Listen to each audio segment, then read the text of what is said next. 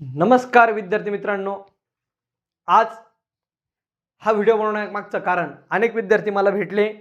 त्यांनी सांगितलं, सर मी SSC GD ची तयारी करतोय, मला महाराष्ट्र पोलीसची तयारी करता येईल का? काही विद्यार्थी भेटले, महाराष्ट्र पोलीस सोबत SSC GD ची तयारी करता येईल का?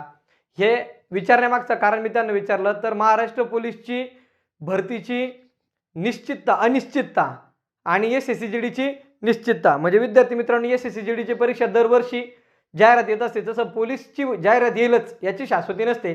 म्हणून अनेक विद्यार्थी SSC GD ची तयारी करत असताना सोबत महाराष्ट्र पोलीसची तयारी करतात किंवा महाराष्ट्र पोलीस करत असताना SSC GD ची तयारी करत असतात. तर विद्यार्थी मित्रांनो, आपण हे बघणार आहोत की नेमक्या याचा साधर्म्य काय आहे दोन्ही परीक्षांमध्ये आणि या दोन्ही परीक्षांमध्ये वेगवेगळं काय आहेत.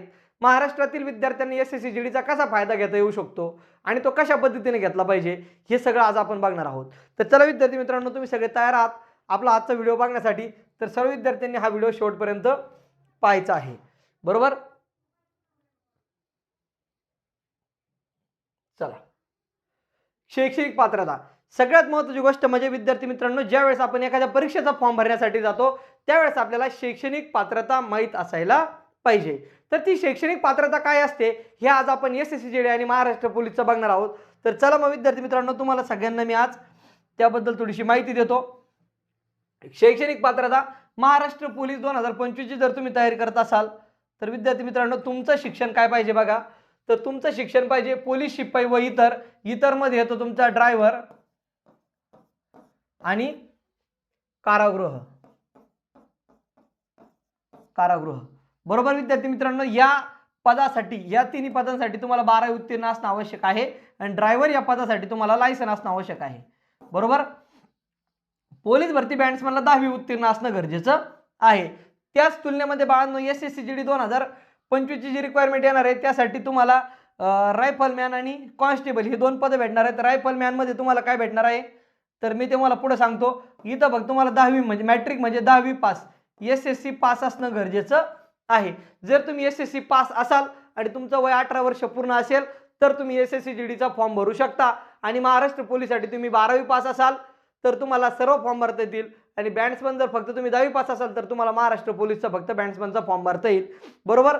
तर चला विद्यार्थी मित्रांनो, पुढे बघूया आपण आणखी काय आहे.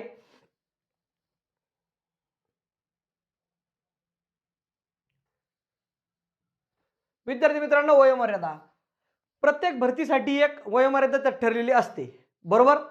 वयोमर्यादा ठरलेली असते. ती वयोमर्यादा कशी ठरलेली असते बाळांनो, की त्या भरतीचा निकष त्या भरती घेणाऱ्यांनी ठरवलेला असतो, त्या सरकारने ठरवलेला असतो. तर चला विद्यार्थी मित्रांनो, तो निकष काय आहे ते आपण आज बघणार आहोत, बरोबर. तर चला विद्यार्थी मित्रांनो, महाराष्ट्र पोलीस शिपाई जर तुम्हाला व्हायचं असेल तर वय वर्ष 18 ते 28, वाहन चालक 19 ते 28, SRPF 18 ते 25 आणि यात विद्यार्थी मित्रांनो वेगवेगळ्या कॅटेगरीसाठी वेगवेगळ्या आरक्षणाची तरतूद करण्यात आली आहे. जे विद्यार्थी SC आणि ST कॅटेगरीत येतात त्या विद्यार्थ्यांना वयामध्ये 5 वर्षाची सूट असते. म्हणजे ज्या विद्यार्थ्यांचं, जनरलच्या विद्यार्थ्यांचं वय किंवा ओपनच्या विद्यार्थ्यांचं वय 28 वर्ष असेल तर SC आणि ST च्या विद्यार्थ्याला 28+5 भेटणार आहे. 28+5 कोणाला? SC आणि ST ला, बरोबर. म्हणजे त्यांची वयोमर्यादा आहे 33 वर्ष, बरोबर विद्यार्थी मित्रांनो. आणि जर OBC चा विद्यार्थी असेल तर त्याला 3 वर्षाची वयोमर्यादा सूट भेटणार आहे. अशा पद्धतीने ही मांडणी केली असते. तर चला बघूया विद्यार्थी मित्रांनो, SSC GD च्या तुलनेत वयोमर्यादेची अट काय. तर विद्यार्थी मित्रांनो, जर जनरलचा विद्यार्थी असेल तर त्याच्या वयाची अट आहे 18 ते 23 वर्ष. किती आहे?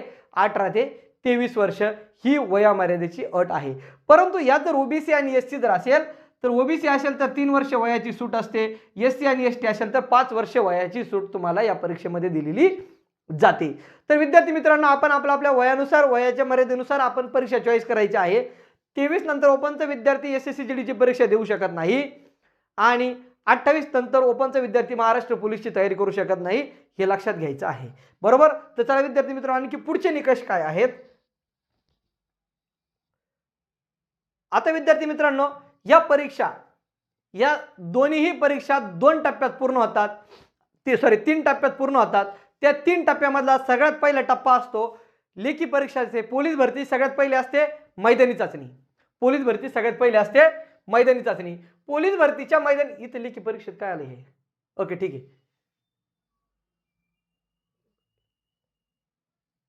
ठीक आहे चला, इथं काय आहे सगळ्यात पहिले लेखी परीक्षा.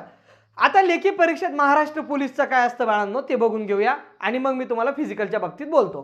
आता महाराष्ट्र पोलीसच्या लेखी परीक्षेत असतात तुम्हाला 4 विषय. 4 विषयाचे असतात 100 प्रश्न. 100 प्रश्न असतात 100 गुण. यात नकारात्मक गुण पद्धत नसते.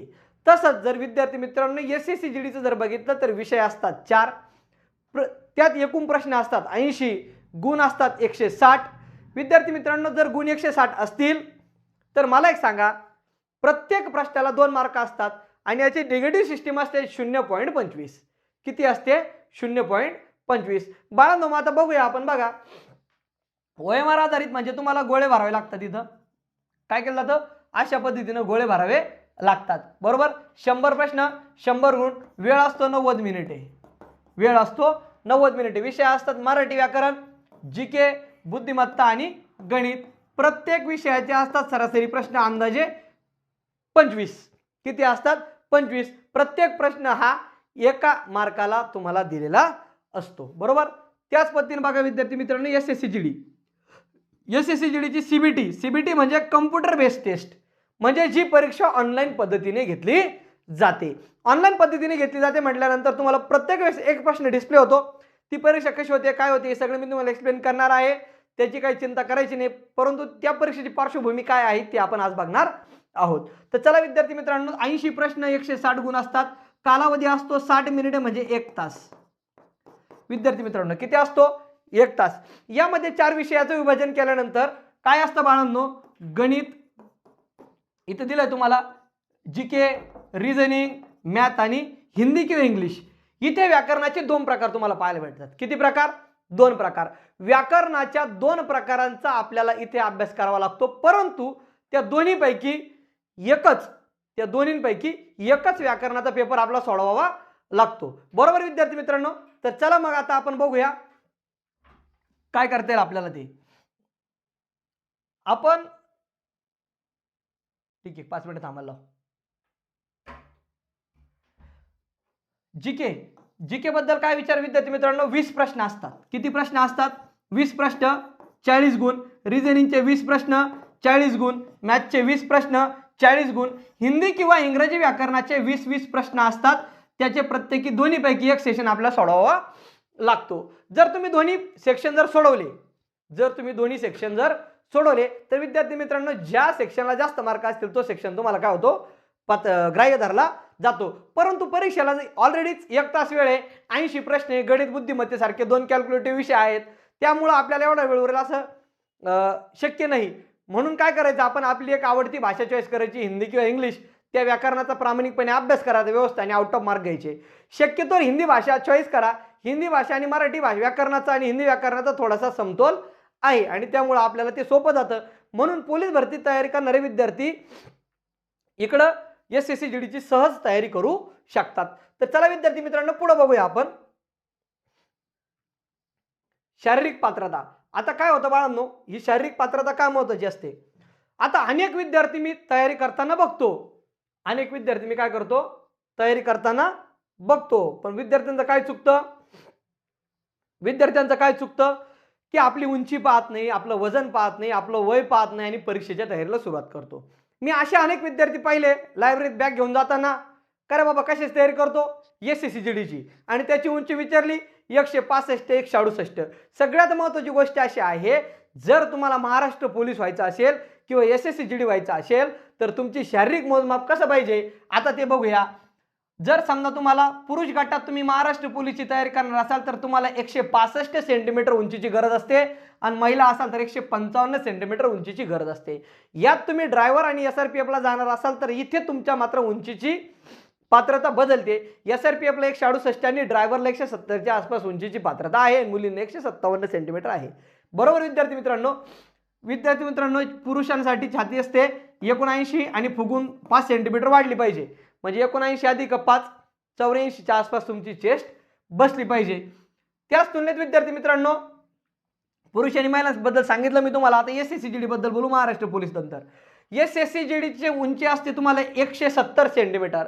बहुतांश महाराष्ट्रातील विद्यार्थ्यांची उंची 170 सेंटीमीटर नसते. ज्यांची असते ते आर्मी वगैरे होऊन जातात. महाराष्ट्रातील सर्व विद्यार्थी हुशार असतात, त्यामुळे जास्त टेन्शन घेत नाही. परंतु आपण ह्या गोष्टी माहीत जर करून नाही घेतल्या तर आपल्याला फार मोठा तोटा सहन करावा लागू शकतो, कारण वेळ आणि आपला वय या दोन्ही गोष्टी वाया जातील जर डायरेक्ट एसएससी जीडीची माहिती जर एसएससी जीडीची तयारी तुम्ही करायला सुरुवात केली आणि त्या पात्रता जर तुमच्याकडे नसतील. विद्यार्थी मित्रांनो, जर पुरुष गटात तुम्ही येत असाल तर तुम्हाला साधारणतः उंची लागते 170 सेंटीमीटर आणि महिलांना उंची लागते 157 सेंटीमीटर. तर विद्यार्थी मित्रांनो, जर यात तुम्ही महाराष्ट्रातील मराठा या समाजातून आल्या असाल, मराठा या कॅटेगरीतून या जातीतून जर आल्या असाल तर तुम्हाला उंचीची अट आहे विद्यार्थी मित्र मुलांसाठी 165 सेंटीमीटर आणि मुलींसाठी 155 सेंटीमीटर. मराठा असेल तर 165 आणि महिला असेल तर 155 सेंटीमीटर उंचीची अट आहे. विद्यार्थी मित्रांनो, खालील छातीमध्ये ही सुद्धा तुम्हाला सूट आहे मराठा समाजातील विद्यार्थ्यांसाठी 2 सेंटीमीटरची. बरोबर विद्यार्थी मित्रांनो, सगळ्यात जास्तीत जास्त मराठा समाजाच्या विद्यार्थ्यांनी ज्यांची उंची 165 पोलीस भरतीला जे क्वालिफाय होतात त्या विद्यार्थ्यांनी एसएससी जीडीचा सुद्धा सोबत अभ्यास केला पाहिजे. तर चला विद्यार्थी मित्रांनो, पुढे बघूया आपण मैदानी चाचणी संदर्भात. आता मैदानी चाचणी संदर्भात जर तुम्हाला पाहायचं ठरलं तर काय पाहणार तुम्ही? शारीरिक चाचणी. बरोबर, ही शारीरिक चाचणी पाहत असताना तुम्हाला काय पाहायचं बाळांनो? पोलीस भरतीसाठी किती इव्हेंट आहेत आणि एसएससी जीडी साठी किती इव्हेंट आहेत. साधारणतः पोलीस भरतीसाठी तुम्हाला 3 इव्हेंट 50 मार्कासाठी असतात. बघा, 50 मार्कासाठी किती असतात? 3 इव्हेंट. पुरुषांना 1600 मीटर, नंतर तुम्हाला 100 मीटर आणि गोळाफेक असतो.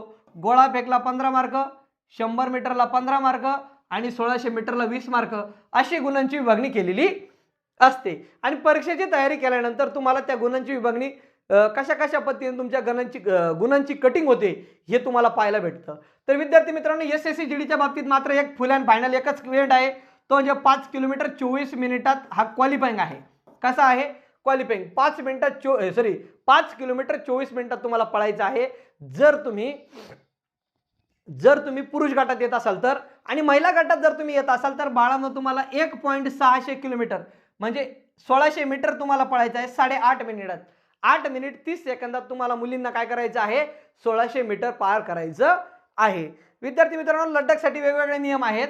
लडाखसाठी पुरुषांना 1600 मीटर आहे आणि महिलांना 800 मीटर आहे. बरोबर. तर चला विद्यार्थी मित्रांनो, तुम्हाला जर ही गोष्ट समजली असेल तर तुम्ही काय करायचं आहे? पुढचे स्लाइड पाहायचे. तर विद्यार्थी मित्रांनो, आता बघूया आपण पुढे आपल्याला काय पाहायचंय. बघा, आता खऱ्या अर्थाने हे संपर्कापेक्षा सगळ्यात मोठी गोष्ट जी मला तुम्हाला सांगायची राहिली ती काय होतं विद्यार्थी मित्रांनो? एसएससी जीडी आणि महाराष्ट्र पोलीस याच्यामध्ये 2 विषय तुमचे समान आहेत. एक आहे गणित, दुसरा आहे बुद्धिमत्ता. जीके आणि इकडे हिंदी किंवा इंग्लिश. आणि इकडे काय आहे? गणित आहे, बुद्धिमत्ता आहे, जीके पण आहे, पण महाराष्ट्र आधारित विशेष. महाराष्ट्र विशेष. आणि हिंदी आणि इंग्रजी ऐवजी काय इथं मराठी व्याकरण. बाळांनो, ते प्रत्येक विषयाचे 20 प्रश्न असतात आणि इथं सरासरी किती असतात? 25 प्रश्न असतात. किती प्रश्न असतात? 25. इथे नकारात्मक गुणधन पद्धत असते, निगेटिव्ह, आणि इथं काय असते रे? निगेटिव्ह गुणधन पद्धत नसते. जर तुम्ही सरळ दोन्ही परीक्षांचा अभ्यास डोळ्यासमोर ठेवून करणार असाल, जर तुम्हाला तयारी करायची असेल तर तुम्ही माझ्याशी संपर्क साधू शकता, तुम्ही मला कॉन्टॅक्ट करू शकता.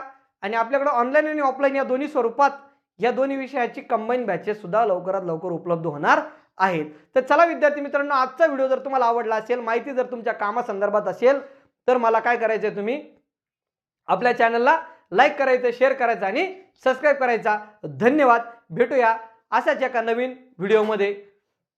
चला.